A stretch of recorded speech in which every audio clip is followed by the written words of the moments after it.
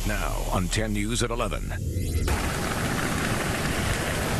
A devastating and massive wildfire in the North County. The LILAC fire burning thousands of acres. The battle is far from over. Firefighters face a second all-nighter as they work to gain more control. Dozens of homes now smoldering in rubble. It's tough, but we're pulling together as a team. A woman badly burned while trying to save horses. Tonight, her family talking to 10 News. In a very real sense, risked her life to save whatever animals she could. And we're tracking the dangerous, dry, and windy conditions that will ramp back up over the weekend. 10 News begins with breaking news. Burning orange embers, a stark reality that the threat of the LILAC fire is not over tonight. Firefighters have limited time to knock down these flames before the winds kick back up again this weekend. Here is new information just released tonight. The fire is now 15% contained. It remains at 4,100 acres. One firefighter was hurt tonight after being hit by a falling tree. 105 homes and structures have been destroyed. Another 1,500 are still threatened. More than 800 firefighters are working to stop the fire from growing. 10 News has team coverage, stories of narrow escape and heartbreaking loss. So let's begin with 10 News reporter Emily Thode live at UCSD Medical Center, where a woman who tried to save those horses from the fire is now in critical condition. Emily. Yeah, Martine Balok is here at UCSD Medical Center in the burn unit, fighting for her life. Her family tells me the next few days are going to be touch and go. In a very real sense, risked her life to save whatever animals she could. Pierre and Martine Belloc, racehorse trainers for 40 years. Colin Hanks is their son-in-law. Wonderful grandparents, have an immense love for animals, and it's a very sad day. Thursday, the LILAC fire engulfed the San Luis Rey Down in Bonsall. On site, 480 racehorses. From what Pierre was telling me last night, it happened very quickly, and it took off in a very scary way. He says Pierre and Martine were in different areas trying to rescue horses. The couple owned 6 there. Pierre was telling me that part of the problem is the horses' safe area is their stable, and that's what they go to when they're afraid. And so it was it's a catastrophe, really. The stables filled with highly flammable hay and wood chips. Martine trying to get the horses out. It's like their children, really, and sadly, some of the horses that Martine was trying to save, they didn't make it. Martine taken to the hospital by helicopter, badly burned in critical condition. Really, thoughts and prayers are really welcome at the moment. She's in extremely critical condition. She has more than 50% of her body burned. 3 of the Bellocs horses died in the fire. So did more than 20 other horses here. Colin says physically Pierre is okay. Emotionally, not so. Martine really needs some prayers and thoughts at the moment.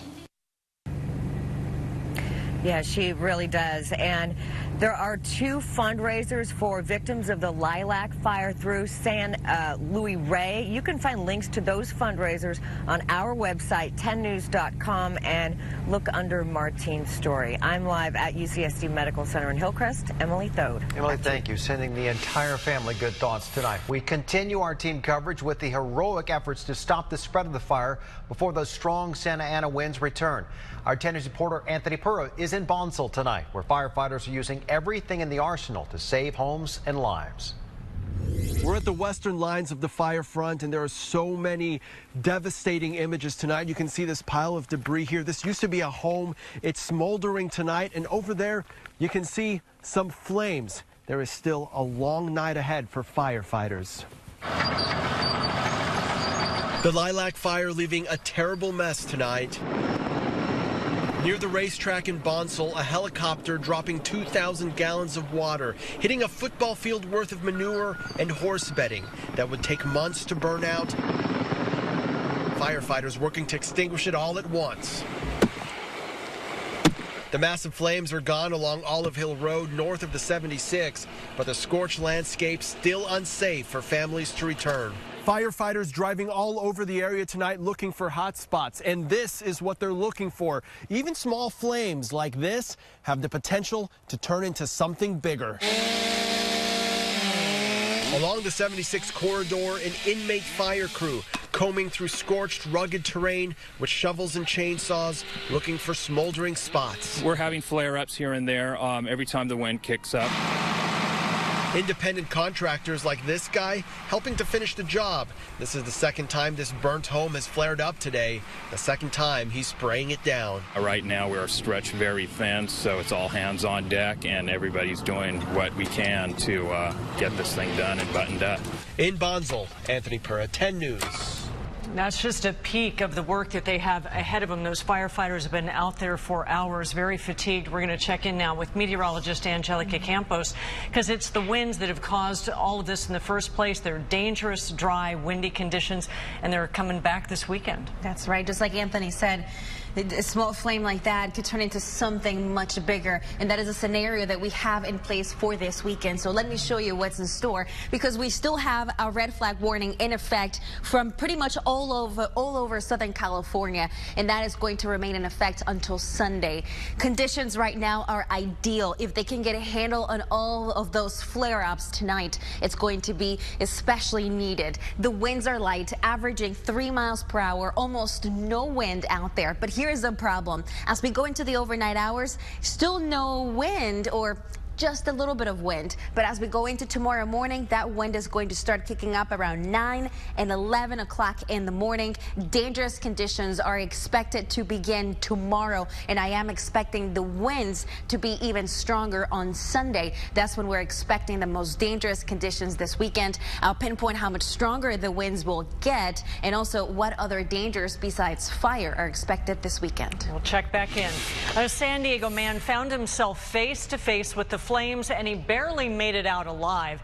10 News reporter Bree Steffen talked to him about the close call with the LILAC fire that destroyed his car and his livelihood.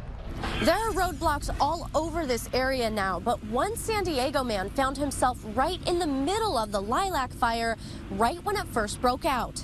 What's hard is that this isn't the first time that I've been out on a brush fire. This isn't my first brush fire. Anthony is used to being close to danger. I've always shot news. He's a photographer in San Diego County. I work for On-Scene TV. But Thursday was the first time he was ever scared for his life. He was here near West Lilac Road when the wildfire started. I initially drove all the way up to that house, and I banged on the door to see if anybody was home. And as I was coming down, I saw this house start to catch on fire, and then the house over here started to catch on fire. His car got stuck when he tried to leave, forcing him to make a life-saving split-second decision. All of a sudden, I couldn't see anything. It was like I couldn't see the front of my hood. It was just gray and orange, and I could feel the heat coming through my window, and I was like, nope, time to leave.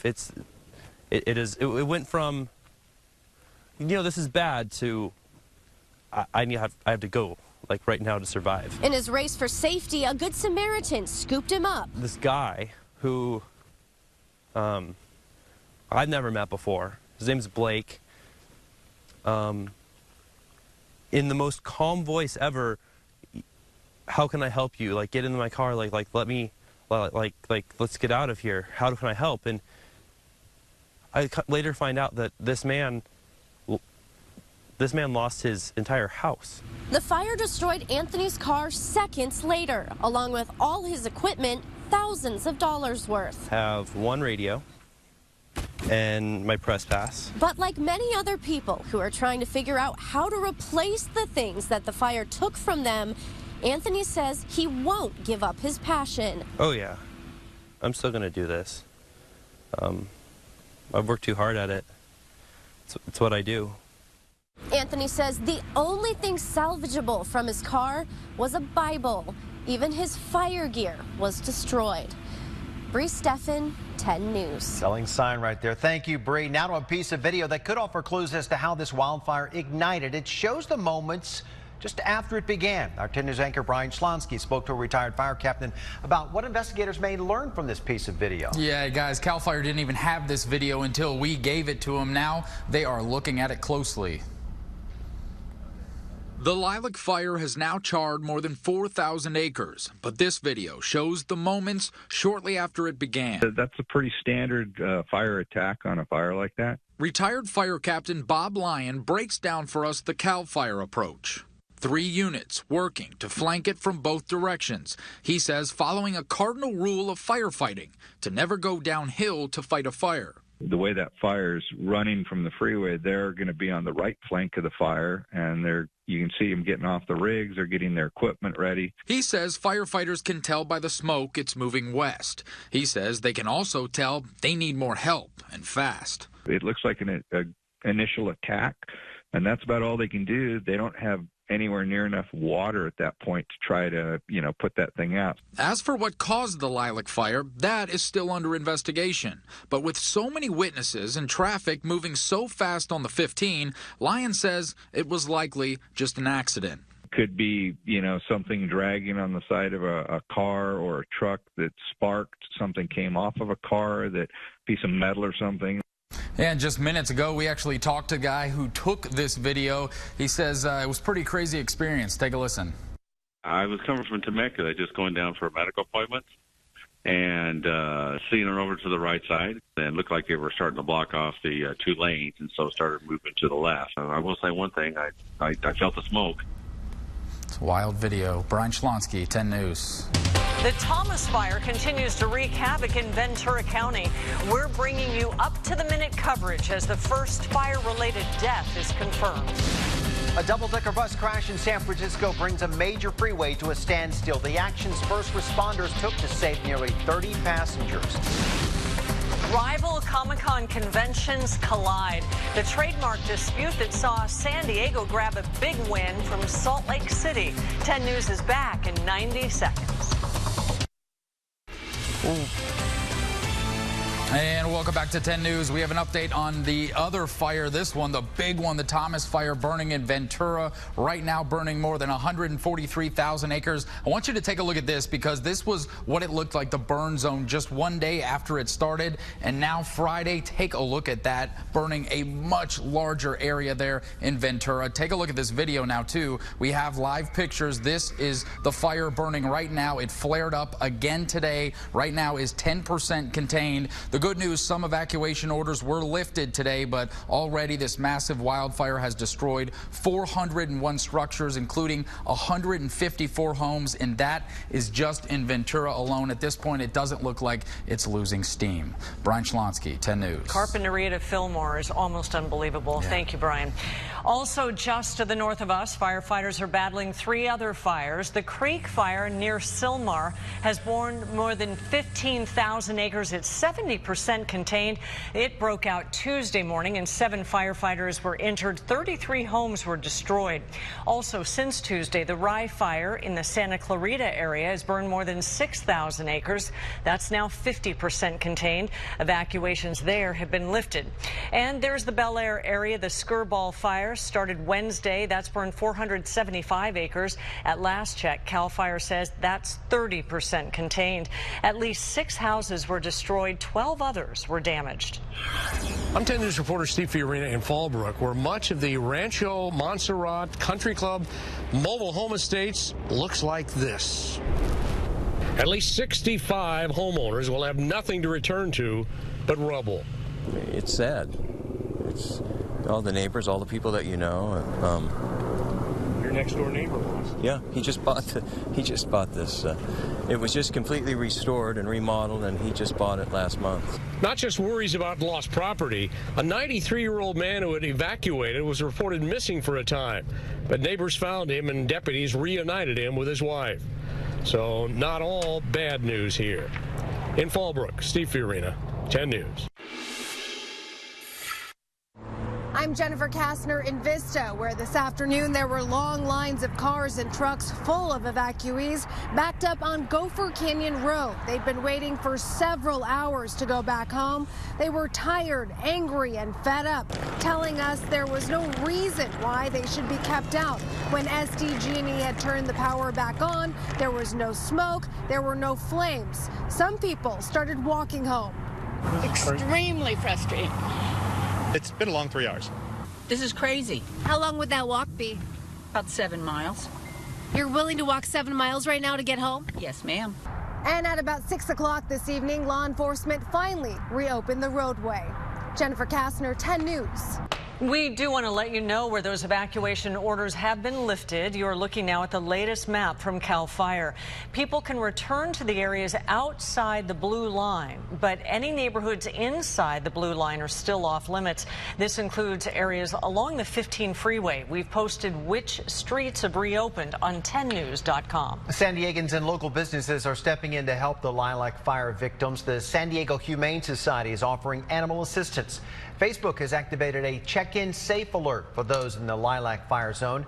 YMCA facilities in the county are also open to help parents with child care. And the Birch Aquarium in La Jolla is also offering complimentary admission to victims who might need a break. Lyft and Uber, they're also offering free rides. For Lyft, you can use the code KEEPSDSAFE until Tuesday. Uber users can use the code SoCalSafe. Things were a lot calmer in Bonsall today. Firefighters from Sacramento were putting out the hot spots in the damaged neighborhood. And we got these shots for the Holsizers as they waited outside the evacuation area. Mike and Tammy's home, boat, and car were all destroyed. However, a few things made it through, like their vegetable garden and even Big Red. Look at her. That is one tough old bird right there. Look, your buddy. You love old Red. The Holsizers know that they are very thankful that not everything was lost. They had an incredible attitude saying, quote, things could be worse. Weather Ace certified San Diego's most accurate forecast. This is 10 News Pinpoint Weather. Always a silver lining in many of these stories that we see, and that shows us there's a light at the end of the tunnel for some of these stories. It's encouraging for all of us to hear that. It is just, I think you said earlier, it's a state of mind to be grateful. And well, we certainly are grateful today that the winds were able to slow down and help the fight. And as we tackle this LILAC fire into the overnight hours, the winds will stay nice and light, and this is ideal. It would be even better if we were able to keep that going into the weekend, but sadly that is not going to be the case. Temperatures right now at 60 degrees in San Diego. The winds coming out of the south-southwest at 6 miles per hour. So here's where we stand as we go into the weekend. Today, our threat was right around that moderate mark. Then we go back to major on Saturday. Sunday, it goes back to extreme conditions. What that means to you is that both of these days, which means the weekend, if there were a flame out there, the winds would turn that into a much bigger fire, just like we saw yesterday. So we have to avoid that and hopefully maintain what we have already accomplished today. A high wind warning in effect through 4 o'clock on Sunday. And what that means to you is that the winds will be capable of bringing down trees and power lines. So once again, we're talking about wind damage as we go into the weekend. A red flag warning in effect through 8 o'clock. So the fire danger goes all the way through Sunday evening. A red flag warning will include winds between 25 to 35 miles an hour, gusts between 40 and 55. Some localized areas could see winds as high as 55 to 65 miles per hour. The threshold for wind damage is 45. Once you go above that, then you can start seeing those trees and power lines coming down. And we saw that clearly yesterday, and it could happen again this weekend. Overnight temperatures will stay in the 50s at the coast, warming up close to 80 degrees by tomorrow. Inland areas will be falling down into the 40s, 80s as we get closer to 1 o'clock in the afternoon. In our 10 News Pinpoint 7-day forecast, sunny, windy, and very dry into the weekend. I know a lot of people saying it feels very staticky out there. Is because it is so dry. Inland areas close to 80 degrees, but all the way through next week, that offshore flow is going to continue as we go into next week. But the good news, at least heading into Monday and Tuesday, is that the winds are not going to be as powerful as they will be over the weekend. So but it's still going to be mild. Got to make it through Sunday. By the weekend, yes. Well, San Diego Comic-Con awarded $20,000, the battle in court with a rival convention. All right, breaking news. A double-decker bus rolled over on Highway 101 in San Francisco. CHP says at least 4 people have major injuries. Right now, 3 lanes are shut down as crews help the 29 people who were on board. It's unclear what caused the crash. Another earthquake just outside Julian tonight. A 3.1 quake hit about 7 o'clock this evening, and this comes after a series of earthquakes were reported near Julian on Wednesday. There are no reports of any injuries. A jury sided with San Diego Comic-Con in a court battle with a rival pop culture convention. They decided that Salt Lake City used the trademark Comic-Con phrase without permission. The San Diego convention was awarded $20,000. That's far less than the $12 million they were asking for. The co-founder in Utah plans to appeal now. All right, the Padres, they do lose out on the Japanese superstar who has been compared to Babe Ruth. We were hoping. Coming up, why Shohei Ohtani decided the Angels were the perfect fit. Tonight's sports report brought to you by Massey Nissan. Ohtani's suspense is over. No Ohtani, no Shohei. No. Padres fans had the chance to dream over the last week when it appeared Japanese superstar Shohei Ohtani was a favorite to sign here in San Diego. Well, today the bubble has burst. The Japanese Babe Ruth has decided to take his game to Anaheim and sign with the Angels. Apparently, a beautiful West Coast location was one of the deciding factors. Maybe he's never seen San Diego. The Angels and Ohtani will visit Petco Park in mid-August.